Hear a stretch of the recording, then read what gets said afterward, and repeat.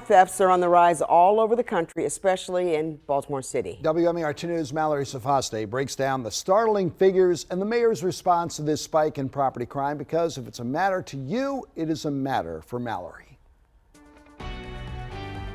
This crime is driving a homeowner out of the city. She says she pays too much in taxes and doesn't feel the mayor or police department are doing enough to stop thieves. It's all on camera. 3 people pass the car. One walks back. He tries to get in through the rear window.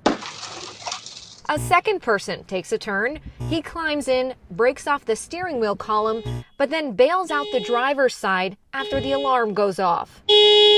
This all happened at noon. The car's owner was working from home just a few doors down. I got off my call at that time and was coming out at like 12:01, so I just missed them. This is our second time meeting with Stacy Forrest. The first was when her Ring doorbell was ripped off her doorway, along with dozens of others in the Patterson Park neighborhood.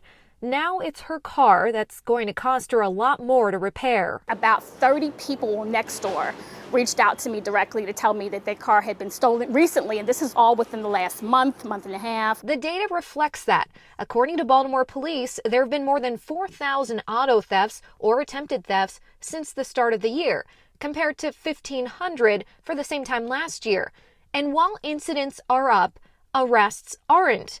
Looking at the Public Safety Accountability Dashboard, there have been 186 arrests so far this year, compared to 214 last year.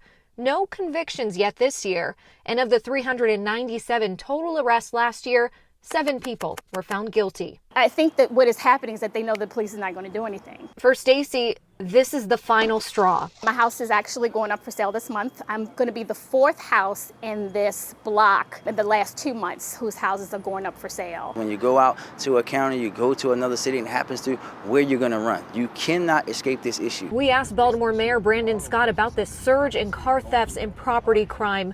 The city recently joined several others in suing Hyundai and Kia for a defect that makes some cars more susceptible to theft. The 2 car models make up roughly 41% of all stolen autos since May.